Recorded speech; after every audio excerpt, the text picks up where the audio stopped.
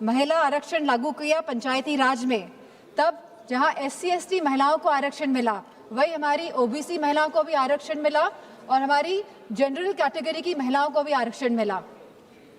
अब समाजवादी पार्टी चाहती है कि इस आरक्षण में हमारी अल्पसंख्यक महिलाओं को भी आरक्षण मिले।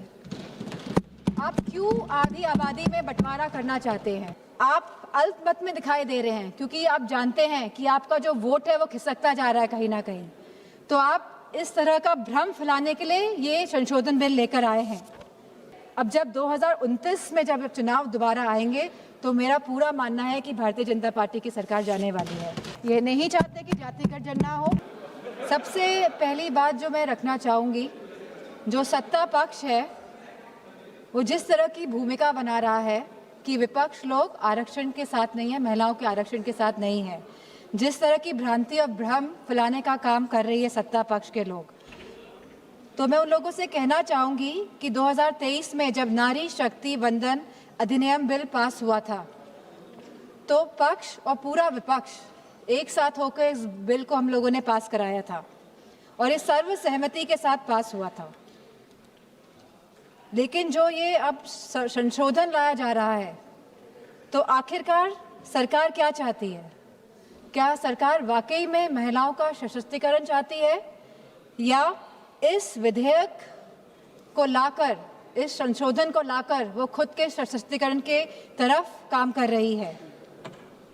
जब 2023 में विधेयक आया था तब स्पष्ट रूप से लिखा गया था कि जनगणना होगी और समाजवादी पार्टी का ये पक्ष था कि जातिगत जनगणना हो।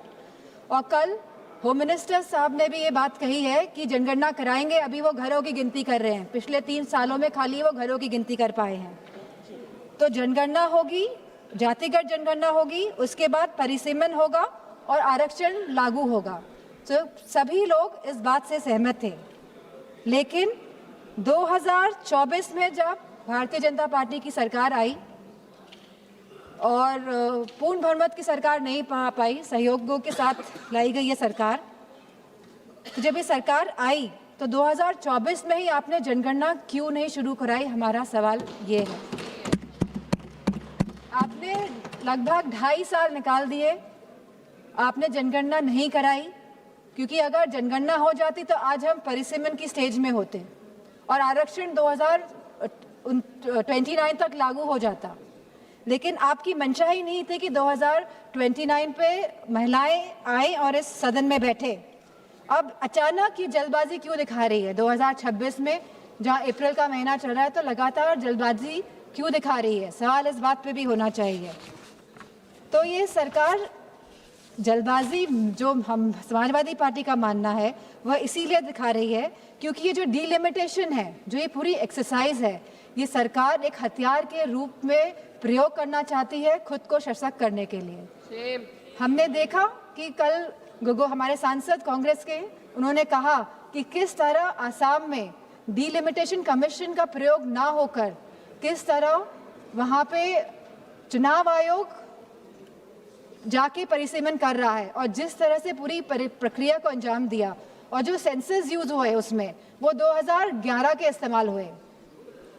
तो कहीं ना कहीं ये बहुत बड़ा प्रश्न चिन्ह उठाता है सरकार पे कि सरकार आखिरकार संविधान में संशोधन क्यों ला रही है, ये संविधान को क्यों बदलना चाहती है, ये क्यों चाहती है कि हमारा संविधान कमज़ोर हो और सरकार हमेशा सत्ता में बनी रहे। हमारे संस्थापक आदरणीय श्रद्धेय नेताजी ने जब उत्तर प्रदेश में पहली बार महिला आरक्षण लागू किया पंचायती राज में, तब जहां SC/ST महिलाओं को आरक्षण मिला, वही हमारी OBC महिलाओं को भी आरक्षण मिला और हमारी जनरल कैटेगरी की महिलाओं को भी आरक्षण मिला। अब समाजवादी पार्टी चाहती है कि इस आरक्षण में हमारी अल्पसंख्यक महिलाओं को भी आरक्षण मिले।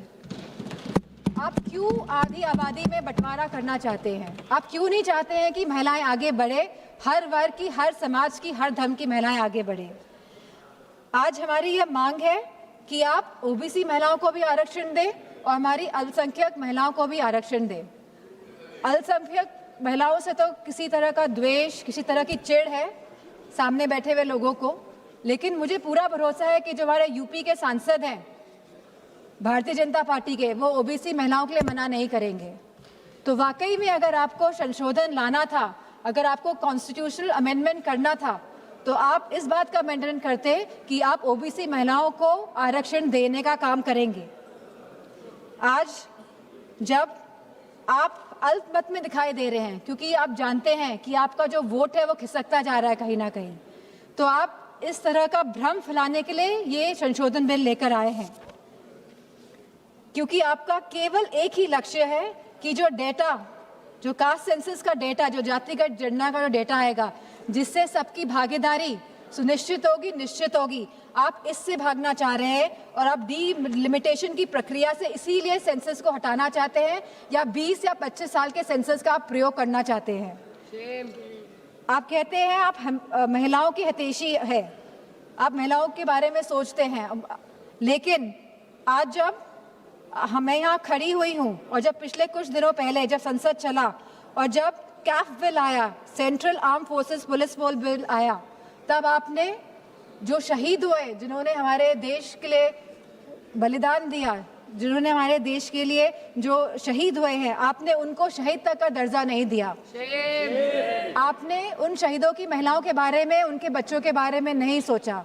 आज जब ये आप विधेयक लेके आ रहे हैं तो हमारी मांग है कि उन महिलाओं के सम्मान के लिए आप उन शहीद जनों को, शहीद जवानों को शहीद का दर्जा दें और साथ में आप उन्हें पेंशन देने का भी कार्य करें। अब जब महिलाओं की बात हो रही है तो आंगनवाड़ियों को क्यों छोड़ रहे हैं आप आंगनवाड़ियों को भी, जो इतने साल से संघर्ष कर रही है, जो गांव-गांव में संघर्ष कर रही है, आप उनको भी उनका मानदेय बढ़ाने का कार्य करें।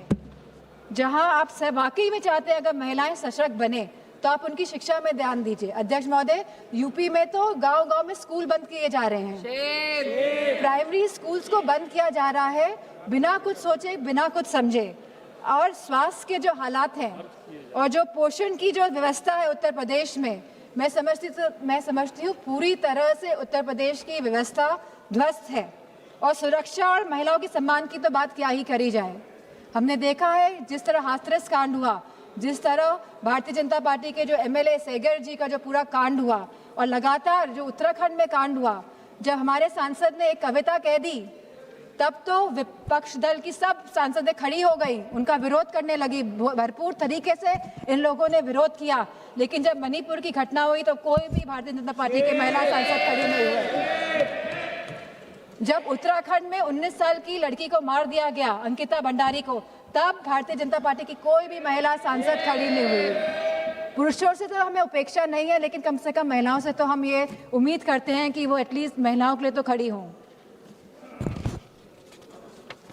मैं जो ये मोह में है, सत्ता के जो मोह हो गया है भारतीय जनता पार्टी को, जो छोड़ना नहीं चाहते हैं और जिस तरह से डिलिमिटेशन लाना चाहते हैं, जिस तरह से जातिगत जनगणना नहीं कराना चाहते हैं, जिस तरह से ये लोग चाहते हैं कि सत्ता में बने रहे लेकिन गरीबों को, पिछड़ों को, दलितों को उनका हक, सम्मान, अधिकार नहीं दे। तो मैं कहना चाहती हूँ, क्योंकि कल प्राइम मिनिस्टर जी ने जिक्र किया था कि जब 2023 में ये बिल आया था सबने साथ दिया था और तब साथ देने पे भी उनकी सरकार आई, लेकिन वो ये ना भूलें कि जब 2023 में बिल पास हुआ था, 2024 में इनकी सरकार आई थी, तो पहले पूर्ण बहुमत की सरकार थी और अभी कौन सी सरकार है? अभी सहयोगियों के साथ इनकी सरकार बनी हुई है और अब दोबारा ये बिल लेके आ रहे हैं एक भ्रम फैलाने के लिए, एक इस तरह की भूमिका बनाने के लिए।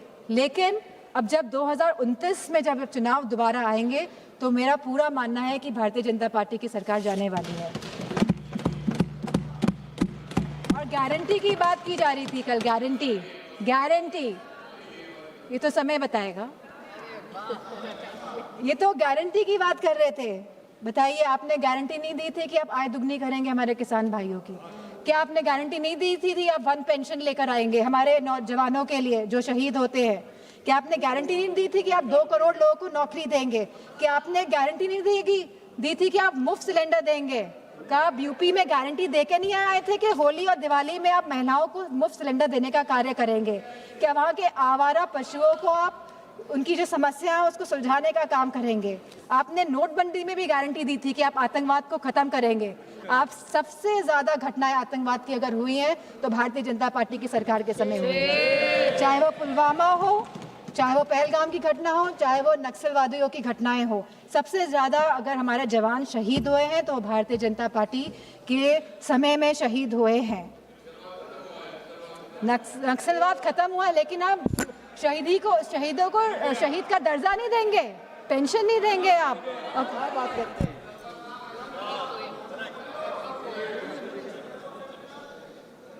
तो मैं केवल ये बात कहना चाहती हूँ कि बचपन में हम सब ने कहानी सुनी थी रेड राइडिंग हुड की, सब बच्चों ने सुनी है, हम आज भी अपने उसको जहन में रखते हैं कि किस तरह एक नन्ही सी बच्ची जो अपनी दादी माँ से मिलने जाती है, बहुत खुशी के साथ वो जाती है, वो जंगल में भटक जाती है, उसे घर पहुँचने में दादी माँ के रात हो जाती है, और जब लड़की पहुंचती है तो हम सभी जानते हैं कि दादी माँ तो वहाँ नहीं होती है, लेकिन वहाँ पे कौन होता है, तो ये हम सभी जानते हैं। तो ये जो सरकार है, ये डिलिमिटेशन का जो मुखौटा, जो ये आरक्षण का, महिला आरक्षण का जो मुखौटा पहने हुए है कि हम महिलाओं को आरक्षण देने का कार्य करें, लेकिन वाकई में ये डिलिमिटेशन के प्रयोग से अपने आप को सशक्त करने की बात कर रहे हैं। ये चाहते हैं कि सत्ता में बने रहें, ये नहीं चाहते कि जातिगत जनगणना हो, ये नहीं चाहते कि हमारी दलित, ओबीसी माताओं बहनों को, हमारी अल्पसंख्यक बहनों को आरक्षण मिले, वो आगे बढ़े। इन्हीं शब्दों के साथ मैं अपनी बात को समाप्त करती हूँ। धन्यवाद।